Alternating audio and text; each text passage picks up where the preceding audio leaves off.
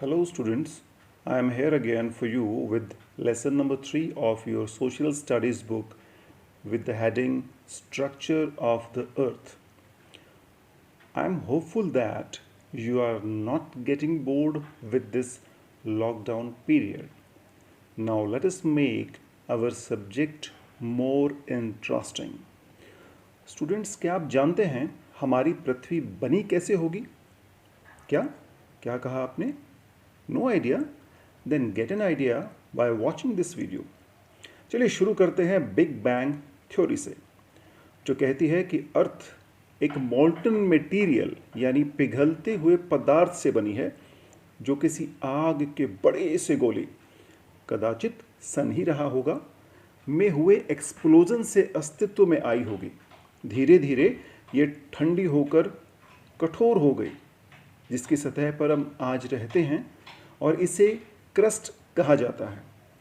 जहाँ तक थ्योरीज की बात है वो और भी हैं। उनमें से एक है कॉन्टिनेंटल ड्रिफ्ट थ्योरी। ये हमें बताती है कि 200 मिलियन ईयर्स अगो, मिलियन समझते हैं ना आप? शाबाश, आप तो जानते हैं कि 1 मिलियन 10 लाख के बराबर होता है। तो हम बात कर रहे थे 200 मिलियन ईयर्स अगो। सारा लैंड मास यानी पृथ्वी का वो हिस्सा जहाँ पानी नहीं है, धरातल है, उसे लैंड मास कहते हैं। लैंड मास इकट्ठा था, आज की तरह बिखरा हुआ नहीं था, जिसे पेंजिया कहा गया। सिमिलरली वाटर बॉडी भी एक ही थी, जिसे पैंथलासा कहा गया। धरती के भीतर की हलचल ने इसे टुकड़ों में अलग अलग बांट दिया, जिन्हें प्लेट्स कहा गया। धीरे धीरे ये टुकड़े एक दूसरे से दूर होते चले गए और इन्होंने कॉन्टिनेंट्स की शेप ले ली। पिक्चर में कॉन्टिनेंट्स आपको अलग अलग नज़र आ रहे होंगे। इस थ्योरी के जनक थे जर्मन साइंटिस्ट एल्फ्रेड वेगनर। एक अन्य थ्योरी ने तो यहाँ तक कहा कि ना केवल continents but ocean bed also move. इस थ्योरी का नाम है प्लेट टेक्टोनिक थ्योरी। चलिए अब थ्योरीज से थोड़ा आगे बढ़ते हैं और अर्थ के इंटीरियर की तरफ रुख करते हैं। The interior of the earth is made up of 3 layers. Crust, जिस पर हम रहते हैं, हमने पहले भी बताया आपको।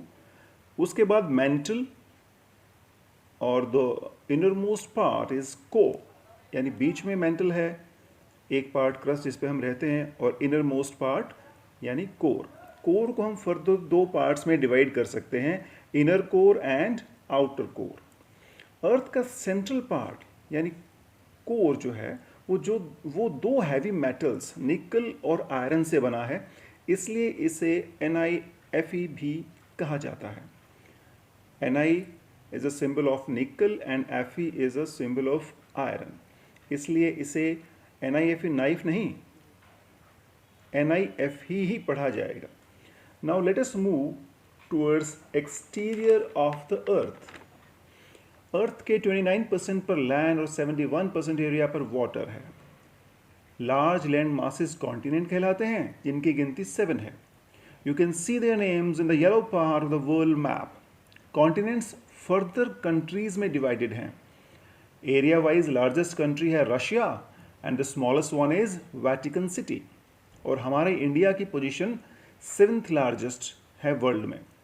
Very deep and large water bodies are called oceans.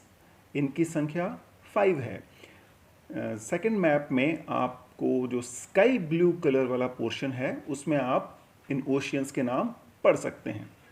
ना केवल धरती के अंदर बल्कि बाहर भी बहुत से चेंजेस होते रहते हैं, जिनमें से कुछ तो रेन, विंड, सन, रिवर इत्यादि द्वारा लाए गए चेंजेस हैं, जिन्हें हम स्लो चेंजेस की कैटेगरी में रखते हैं, और वोल्केनिक इरप्शन, अर्थक्वेक एटसेट्रा को रैपिड चेंजेस की। आइए अब कुछ रैपिड चेंजेस के बारे में जान लें।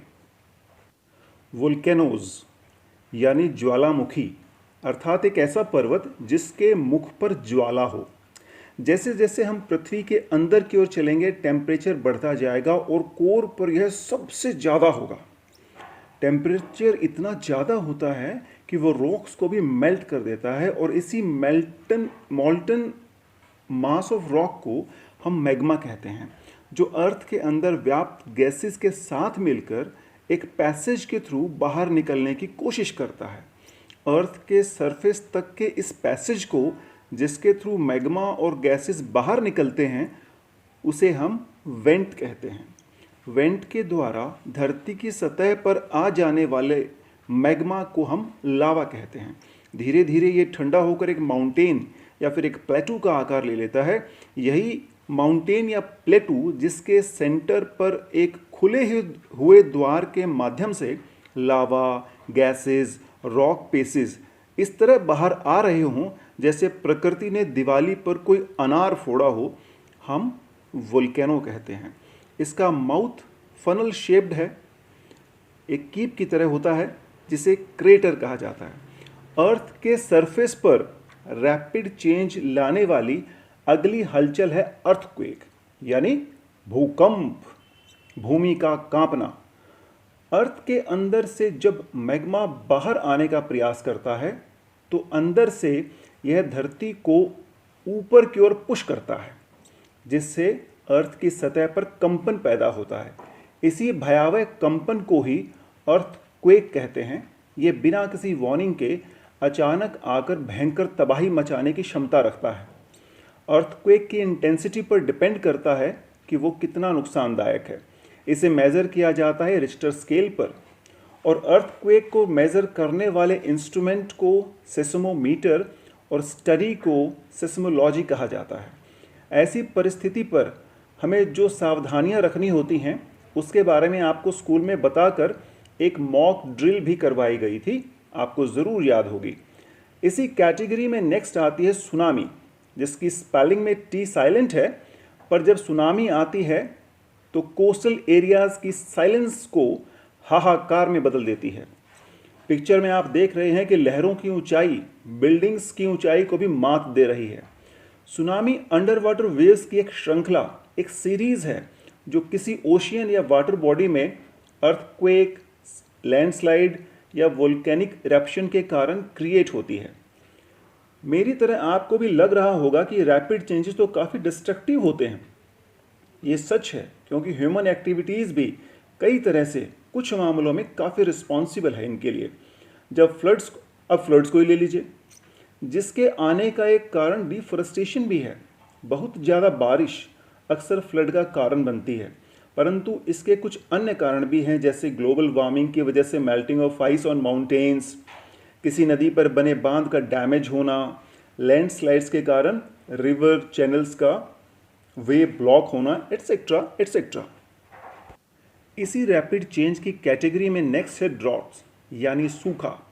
वर्षा की कमी इसका एक अहम कारण है। पानी के सभी स्रोतों में, चाहे वो जलाशय हों, कुएं हों, झीलें, जब जल सूख जाए तो सूखे यानी ड्रॉट की सिचुएशन बनती है। इसका सबसे भयंकर परिणाम होता है फमाइन, यानी अकाल। धरती सूख जाती है और साथ साथ किसान की फसल उगाने की उम्मीदों में भी दरार आ जाती है। अधिक से अधिक पेड़ लगाना, वाटर हार्वेस्टिंग जैसी एक्टिविटीज़ हमें सिचुएशन से लड़ने में सहायक होती हैं। लास्ट है साइक्लोन्स, यानी चक्रवात। चक्र का अर्थ है घुमावदार और वात का अर्थ है हवा, अर्थात these are high speed winds which move in circles. इस स्थिति में भयंकर बारिश अवश्यंभावी यानी मैंडेटरी हो जाती है। इसका प्रभाव तो कोस्टल एरियाज में ज़्यादा होता है। निष्कर्षतः यही कहा जा सकता है कि human lifestyle must be nature friendly.